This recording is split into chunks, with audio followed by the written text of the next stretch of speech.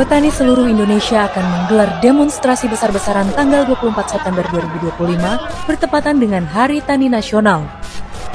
Mereka menuntut agar pemerintah menuntaskan 24 masalah struktural agraria dan 9 langkah perbaikan.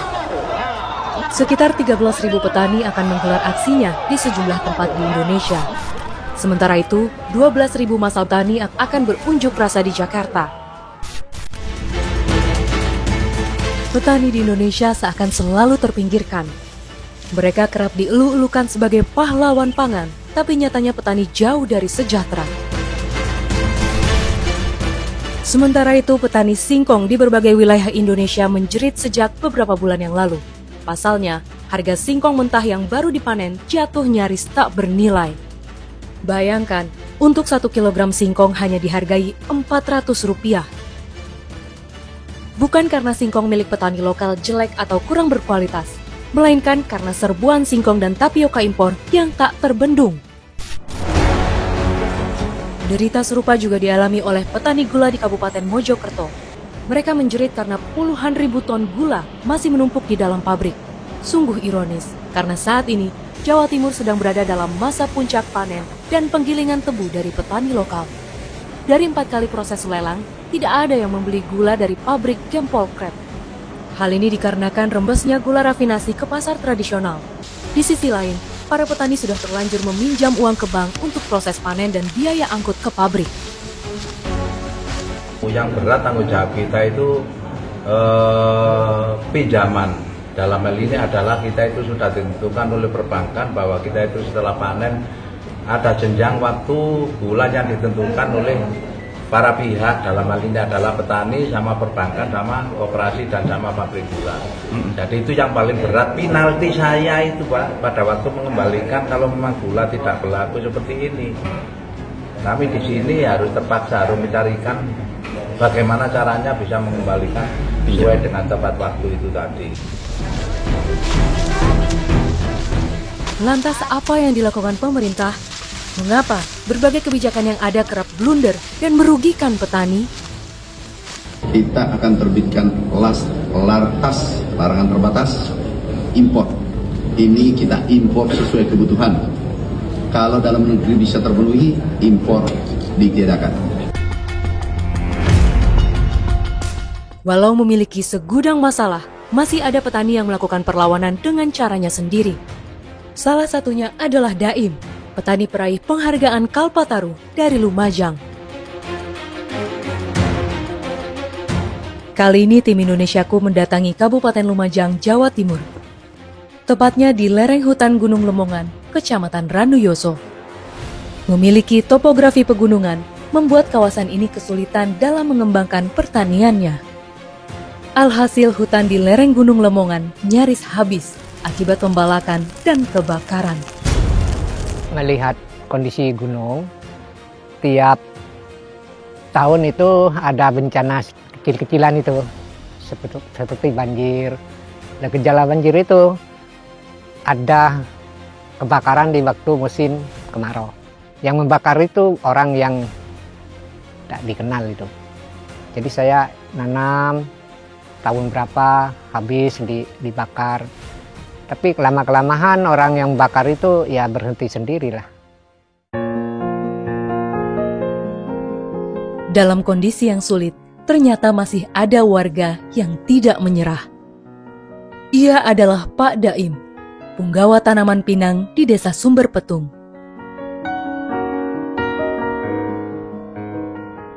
Pria berusia 64 tahun ini memiliki kegelisahan akan kelangsungan hidup anak dan cucunya kelak, terutama terkait hutan area tempat tinggalnya yang rusak.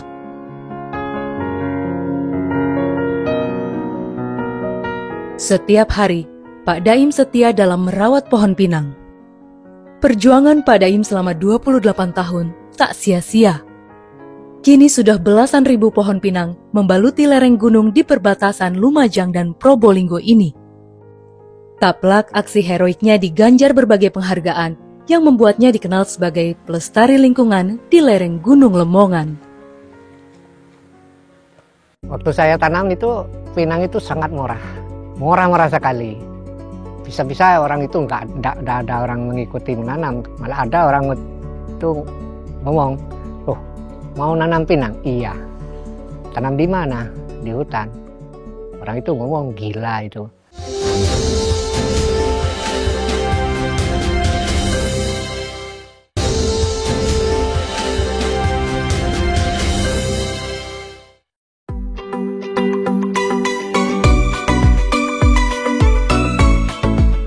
Hari ini saya mengikuti aktivitas Pak Daim dan keluarganya mengambil pinang di lereng bawah tak jauh dari permukiman. Dalam satu musim, tanaman pinang bisa panen 3 hingga 4 kali, sementara jeda tumbuhnya buah hanya berkisar 40 hari. Ini posisi tangganya sudah seperti ini, benar ya Pak? Oke, bismillah saya mau coba. Jadi kalau tangganya dipasang di sini, buah yang diambil itu buah yang dari pohon di samping-sampingnya. Sebenarnya sih nggak masalah juga kalau dari pohon yang ini kalau memang ada buahnya ya Pak. Tapi beresiko kalau mengambil di pohon yang sama dengan sandaran tangga itu kan takut kena kepala ya Pak ya, karena keras loh buah pinang ini. Oke, saya coba. Mas Agus itu galahnya ya di situ ya. Pohon pinang dipilih Daim karena bisa tumbuh tanpa gangguan dari satwa liar. Tinggi pohon pinang di usia siap panen mencapai 10 hingga 15 meter. Walau pertumbuhan pohon ini terbilang lamban, namun akar pinang yang kokoh akan mencengkeram tanah dan mencegah longsor. Daim mulai menghijaukan lereng gunung pada tahun 1996. Awalnya ia dipandang sebelah mata, bahkan dianggap kurang waras oleh warga sekitar. Karena tiap pagi ia berangkat ke hutan yang berjarak 3 km dari rumahnya sembari membawa bibit pohon pinang. Kini, hampir seluruh warga di desanya justru ikut menanam pinang. Waktu saya tanam itu, pinang itu sangat murah. Murah sekali. Bisa-bisa orang itu nggak ada orang mengikuti menanam karena murah. Malah ada orang itu ngomong, oh mau nanam pinang? Iya. Tanam di mana? Di hutan. Orang itu ngomong gila itu. Loh kok gila? Harganya murah apalagi di hutan. Pak Daim dan para petani lain di lereng Gunung Lemongan melanjutkan memanen buah pinang di area yang lebih tinggi. Untuk mencapainya, kami perlu menelusuri jalan setapak yang hanya bisa dilewati oleh motor. Nah yang uniknya jalan bebatuan ini betul dibikin sama bapaknya Mas Agus ya? Ya. Sama Pak Daim? Ya, bikin sendiri. Sebenarnya jarak tempuh dari permukiman ke bagian atas lereng tak begitu jauh. Namun jalur berkelok dan terus menanjak membuat perjalanan ini terasa cukup menegangkan. Nah ini nih jalannya. Benar-benar. Ini batu ini nyampe ke sini. Kalau yang ke sana. Oke. Ini semua bapak yang Iya. kasih batu-batuan ini. Iya. Wah, itu kenapa bapak bisa kepikiran gitu Pak? Saya taruhin batu gitu. Karena tiap harinya itu kalau hujan tiap harinya memperbaiki Licin. jalan, licin lagi. Jadi kalau pasang batu kayak gini enggak. Ini dipasangnya kapan Pak? Kira-kira berapa tahun lalu? Ada 8 tahun nih. Oh, 8 tahunan. Iya. Saat itu Bapak bawa sendiri batu-batunya ke atas ini? Iya. Pakai argo itu. Oh gitu. Sulit carinya batu, muatnya, angkutnya ke sini, sulit. Di sini, kami bertemu Doyum, putra bungsu Pak Daim. Anak-anak lelaki Pak Daim kerap membantunya saat panen pinang, tapi hingga kini hanya Pak Daim yang mampu memanen pinang dengan cara memanjat.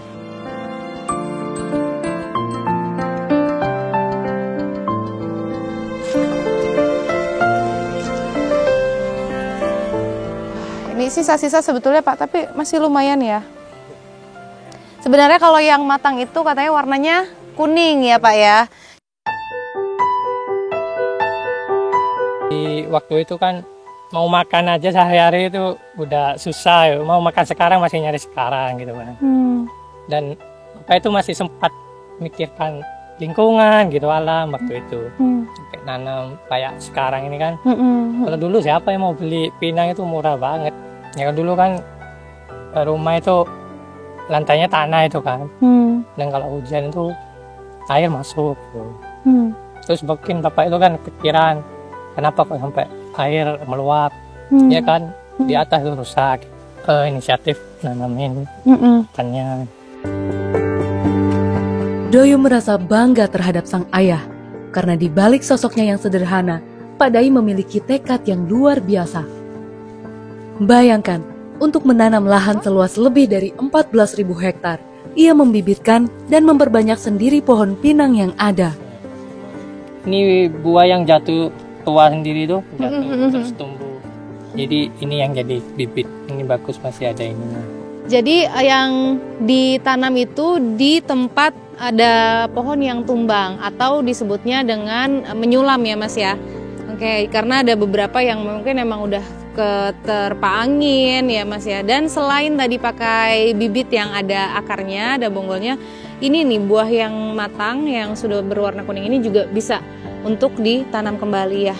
Dan ini ditancapkan untuk jadi penanda. Dahulu tanaman pinang dianggap tidak penting. Jarang ada yang menanam pohon pinang secara serius karena harganya sangatlah murah.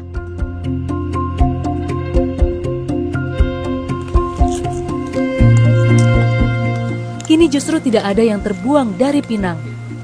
Biji dan daging buahnya dikunyah bersama sirih ataupun pengobatan herbal. Sementara kulitnya sering digunakan sebagai bahan bakar alternatif dan pupuk alami. Ini sudah dibelah. Selama ini cuma tahu istilah bagai pinang dibelah dua. Nah, isinya ternyata seperti ini nih setelah dibelah. Ini buahnya, Pak. Iya. Sebenarnya bisa dimakan nggak sih, Pak? Bisa. Langsung? Tidak, kalau tidak biasa ya tidak. Rasanya apa?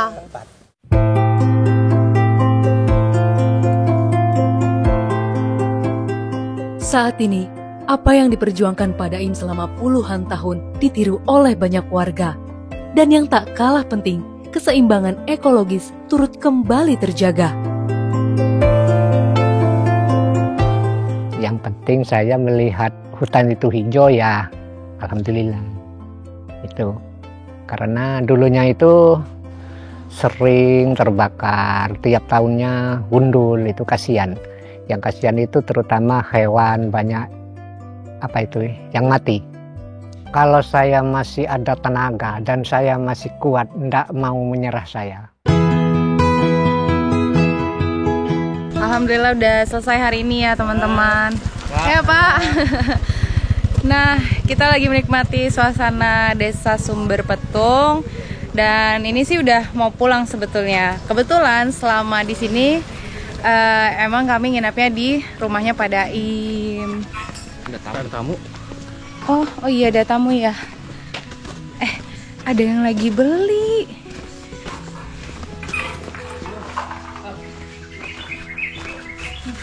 Halo kakak. Wah, ini kok bisa beli pinang di sini kak? Boleh cerita nggak? Ya kak, jadi awalnya itu kita ngelihatnya tuh di internet. Jadi ada biasanya tuh kita nyarinya di Madura, tapi karena di Madura itu stoknya udah habis, kita lihatlah di internet kalau ada beberapa berita yang sempat viral, bahwasanya Pak Daim ini nih orang yang pelopor untuk pinang di daerah sini. Makanya kita lihat di Maps juga, ini hampir keseluruhan gunung ini ditutup sama pinang, makanya kita langsung datang ke sini. Kalau buahnya aja, buah pinangnya aja bisa dimakan langsung juga? Bisa. Oh gitu, iya. Boleh dong, mana? Oh dari ini. ada di kantong ya? Yang lain masih ada di sini. Nah, kalau yang kayak gini nih kempalin, ini yang top. Ini yang kualitasnya oke lah. Ini kulitnya tuh keras banget loh. Ibu-ibu aja ngupasnya pakai pisau. Betul. Langsung pakai gigi. Oke. Langsung dimakan. Iya. Kadang bisa langsung. Kan rasanya sepat. Iya, memang rasanya sepat, cuman kalau udah terbiasa itu biasa aja sih. Biasa aja ya. Ini coba boleh nggak? Emang kalau khasiatnya itu emang bagus sih ya. Saya baca-baca juga katanya untuk kesehatan, kebersihan mulut dan terutama gigi ya. Betul. Jadi kalau ke sini udah pesen sistemnya ya, atau mungkin datang ke sini lihat langsung ke pohon? Kita kadang langsung ke pohon. Kadang langsung ke Iya. pohon. Kadang udah disediain juga. Mereka yang berasal dari Indonesia Timur sangat menyukai buah pinang. Bahkan bagi Roy dan Johnny, makan buah pinang seperti ngemil. Bikin member ini. Tiap minggu mereka rutin datang ke rumah Pak Daim sejak bulan Mei lalu. Demi buah pinang, kedua mahasiswa yang tengah menjalani pendidikannya di Surabaya ini rela datang mengendarai motor ke Lumajang.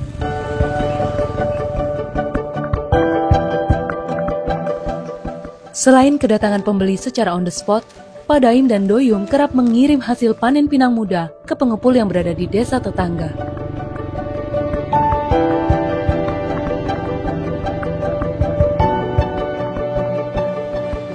Kini, harga pinang per kilogramnya mencapai Rp9.000. Dalam sehari, Doyum dan Pak Daim bisa menyetor 1 hingga 4 kintal pinang.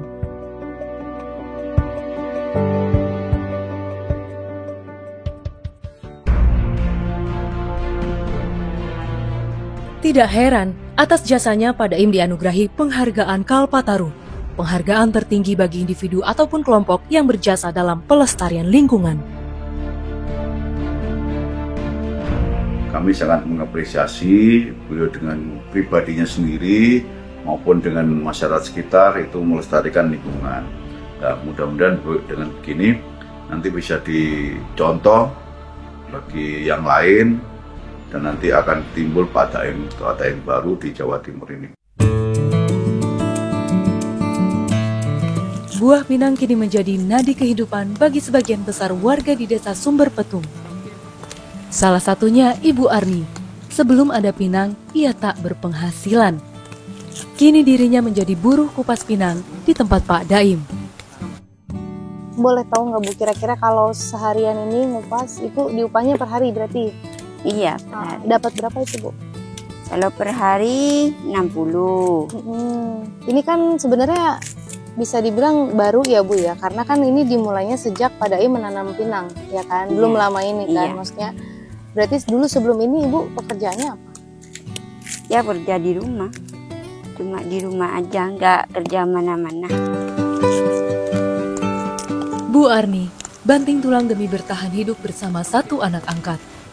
Telah lama berpisah dari sang suami dan belum dikaruniai anak, putra angkatnya lah yang kini menjadi satu-satunya pelipur lara.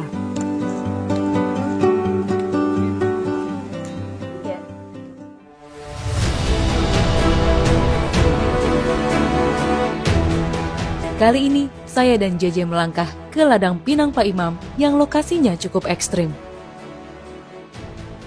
Oh masih nanjak lagi terus Pak? Waduh, ini ternyata, aduh, iya licin J. Ini pinang yang ditanam sama Pak Imam tuh lumayan ya, tinggi dan ini curam. Ini benar-benar miring banget J. Di mana yang bisa diambil pohonnya nih? Aku udah ngos-ngosan. Hah? Di mana? Tak lama, kami tiba dan Pak Imam langsung bergegas naik ke batang pohon menggunakan tangga. JJ bertugas untuk memegang dan mengarahkan galah.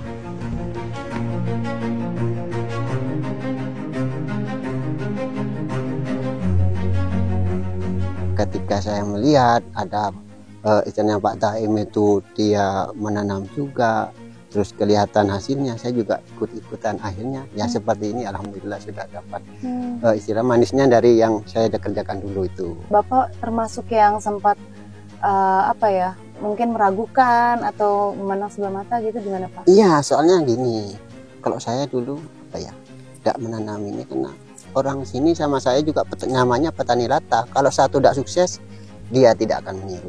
Dan ketika Pak Daim sudah meskipun belum berbuah, cuma sudah ngitung berapa tahun lagi akan panen, saya juga ikut-ikutan itu.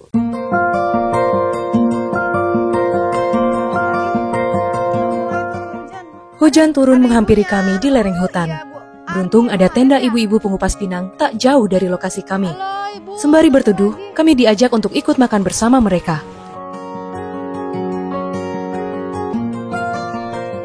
Ini makan siangnya ternyata disiapkan Pak Daim. Jadi tempat tadi saya sama Jeje dan Pak Imam ngambil pinang tuh nggak jauh dari tenda ibu mengupas ya, mengupas pinang gitu. Ibu Arni ini berpindah-pindah kalau ngupas, kebetulan sekarang lagi di sini dekat. Ya, ketemu deh sama Jeje, sekalian makan aja ya kita ya. Makan ya Bu ya.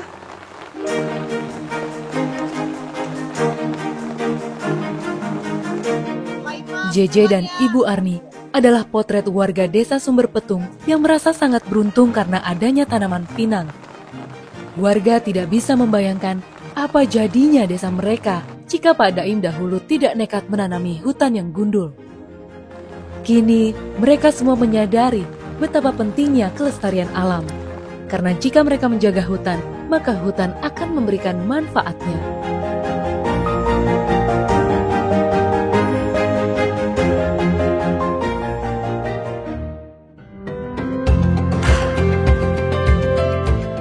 Doyum sebagai putra bungsu mengikuti jejak sang bapak yang turut melestarikan lingkungan. Dalam skala kecil, ia menanam buah bisbul atau yang lebih dikenal dengan buah mentega. Nah ini ternyata buah mentega itu luarnya kayak teksturnya bulu ya, kayak bulu halus gitu. Nah ini kalau bahasa Jawanya apa Mas? Keleput. Keleput Jawa.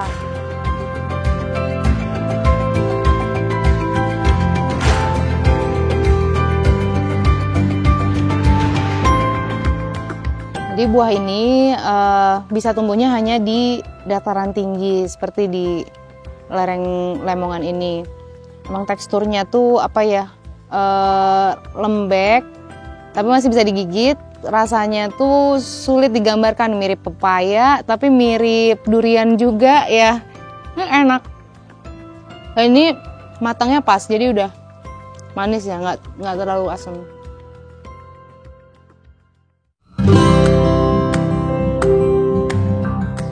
Bersama ibunya, Bu Arni dan Bu Rumini, Doyum memasukkan biji buah mentega dan buah pinang ke polybag sebagai media tanam.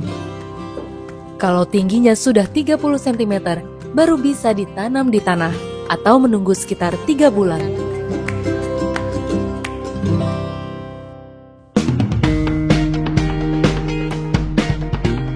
Gunung Lemongan yang menjadi area tempat tinggal keluarga Daim merupakan gunung api. Ratusan tahun lalu, aktivitas vulkanik memunculkan 3 ranu atau danau yang melahirkan sumber air masyarakat. Salah satunya adalah Ranu Klakah yang kini menjadi sumber air untuk sistem irigasi persawahan.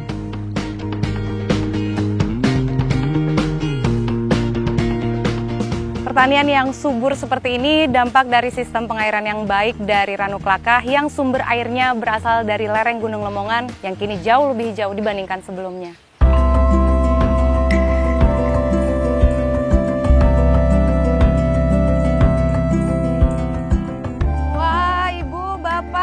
Lagi pada panen. Nah, ini hasil padinya bagus dan melimpah. Dan di sini panennya setahun bisa 3 kali. Itu bukti berarti irigasinya lancar ya, Pak, Bu. Alhamdulillah.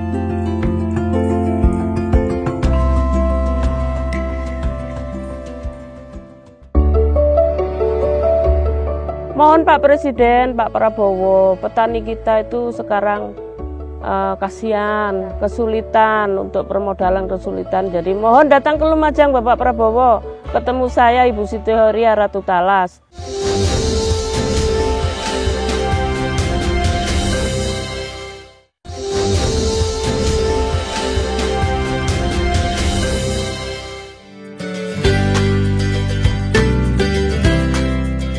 Bukan hanya Pak Daim, Kabupaten Lumajang mempunyai sosok petani wanita tangguh yang prestasinya tak kalah gemilang. Siti Hoiriah populer sebagai Ratu Talas Jawa Timur. Selama belasan tahun, ia merintis tanaman talas hingga pernah menjadi komoditi yang diunggulkan. Bedanya adalah tanaman talas ini justru ditanam di lereng gunung dan lereng hutan produktif. Karena sistem akar talas yang kuat dan rapat, dapat menahan erosi dan longsor. Selain itu, daunnya yang lebar berfungsi sebagai payung alami yang dapat mengurangi dampak air hujan ke tanah. Iya, oh miring. Oh iya, baru tahu saya caranya. Ternyata ini habis dicabut langsung ditanam lagi gitu ya Pak ya. Dengan dimiringin biar apa Pak? Biar cepat Oh biar cepat berbuah lagi. Oke. Tanaman talas pernah menjadi primadona di Lumajang, bahkan seprovinsi Jawa Timur. Sayangnya, ketika pandemi produktivitas para petani menurun. Kini Bu Hoiriah yang akrab disapa Bu Iyah hanya mengoptimalkan sisa tanaman talas yang ada bersama keluarganya. Jadi sebenarnya keluarga saya mulai usaha talas itu mulai tahun 2000. Setelah 2007 usianya bapak saya itu udah tua, jadi saya ganti. Terus saya sosialisasi bahwa talas bernilai ekonomi tinggi. Maksudnya kalau dulu talas itu tidak ada harganya, setelah kita sosialisasi dari petani, kelompok tani, satu kelompok tani ke desa satu ke desa yang lain, akhirnya petani talas yang di bawah pohon tegakan itu mempunyai harapan untuk panen. Jadi memang tujuan kami hutannya lestari, masyarakatnya sejahtera. Dulu pada masa jayanya, momentum panen talas memiliki jenjang keberlanjutan untuk produksi keripik secara massal. Kini, semua itu tinggal kenangan.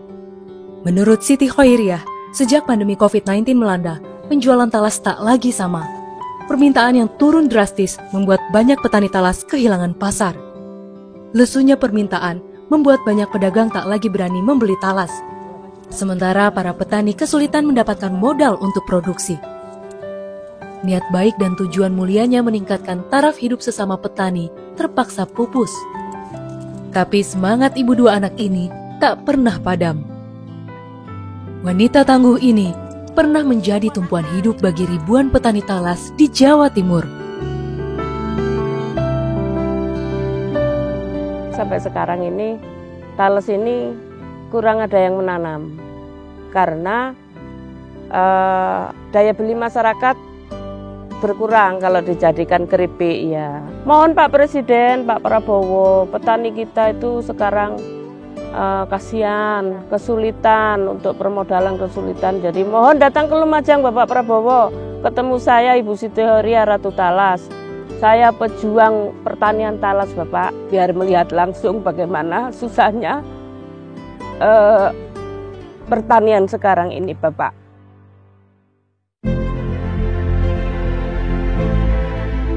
Menanggapi kondisi ini, Kepala Dinas Pertanian dan Ketahanan Pangan Jawa Timur mengungkap jika pemerintah telah mengambil sejumlah langkah pemulihan. Sosok Bu Komariah itu menjadi sebuah sosok leader yang ada di lingkungan sekitar. Kalau lingkungan berarti yang ada di desa. Dia sudah mengawali menanam talas dari lahan yang memang sudah diberikan oleh pemerintah dalam bentuk hak pengelolaan kawasan hutan yang tentunya harus dimanfaatkan secara maksimal. Salah satunya kalau misalnya Bu Komariah memilih talas sebagai salah satu tanaman yang produktif, tentunya itu menjadi suatu hal yang positif. Petani adalah tulang punggung bangsa, namun nasib mereka masih sering terpinggirkan. Janji-janji pemerintah terdengar besar dan hebat, harga panen stabil, pupuk yang cukup, dan kesejahteraan petani meningkat. Tapi realitanya jauh panggang dari api. Lantas kapan janji perubahan dapat terwujud? Semoga pemerintah tidak lupa bahwa kedaulatan pangan dimulai dari petani yang sejahtera.